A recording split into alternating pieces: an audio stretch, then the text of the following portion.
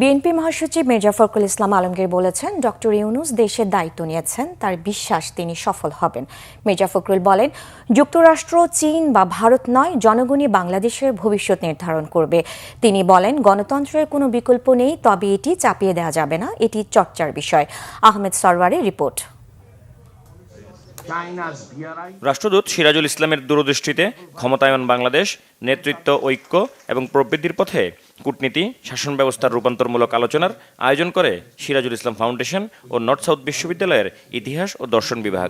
এতে অংশ নিয়ে বিএনপি মহাসচিব মির্জা ফখরুল ইসলাম আলমগীর বলেন, রাজনৈতিক সমস্যা বরাবরই আছে, তারপরও প্রান্তিক জনগণের কথা যেদিন চিন্তা করা যাবে, সেদিন একটি সমৃদ্ধ বাংলাদেশ দেখা যাবে। সেখানেই বাংলাদেশের সমস্ত ভবিষ্যৎটা লুকিয়ে আছে। সমস্যা আছে, সমস্যার সমাধান হবে। ইতিমধ্যে অনেক দূরে গিয়েছে। আমি প্রফেসর ইউনূস সাহেবকে ধন্যবাদ জানাতে চাই যে তিনি দায়িত্ব নিয়েছেন। আমার বিশ্বাসও আছে যে তিনি সফল হবেন। আসুন আমরা সবাই মিলে তাকে সাহায্য করে, আমরা নিজেদেরকে সাহায্য করে আমরা সাহায্য করি। তবে একটা কথা খুব জোর দিয়ে বলতে চাই, গণতন্ত্রের কোনো বিকল্প নেই এবং গণতন্ত্রকে চাপিয়ে দেওয়া যায় না। ইট ক্যানট বি ইম্পোজড। আপনি আমার উপরে চাপিয়ে দিলেন, তা দেওয়া যাবে না, এটাকে চর্চা করতে হবে। বিএনপি মহাসচিব বলেন, 24-এর আন্দোলনে কয়েক হাজার তরুণের তাজা প্রাণ চলে গেছে। এই লড়াই সত্যিকার অর্থেই সুন্দর সমৃদ্ধ বাংলাদেশের স্বপ্ন দেখতে শিখিয়েছে।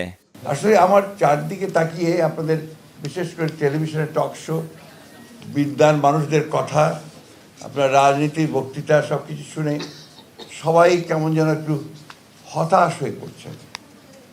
বলছি যে এত যে রক্তপাত হলো, এত যে রক্ত ঝরলো, এত যে মায়ের বুক খালি হলো, তার পরিণতি কি হবে শেষ পর্যন্ত? আমি বিশ্বাস করি, দৃঢ়ভাবে বিশ্বাস করি যে ভালো হবে এবং খুব ভালো হবে। আমি অত্যন্ত আশাবাদী।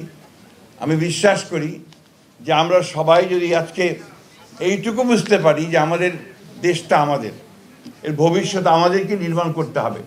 ওই আমেরিকা থেকে এসে ট্রাম্পও তৈরি করে দেবে না, বা আপনার চীন থেকে শি এসেও এটা করে দেবে না, অথবা ভারত থেকে মোদিও আমাদের ধাক্কা দিয়ে কিছু করতে পারবে না। এই যে বিষয়গুলো, এটা আমাদের মধ্যে, আমাদের মনের মধ্যে, আমাদের অন্তরের মধ্যে গেঁথে নিতে হবে। সবাইকে হতাশ না হবার আহ্বান জানান মির্জা ফখরুল ইসলাম আলমগীর। বহুত বাদের মধ্য দিয়ে। আহমেদ সরওয়ার, বাংলা ভিশন, ঢাকা।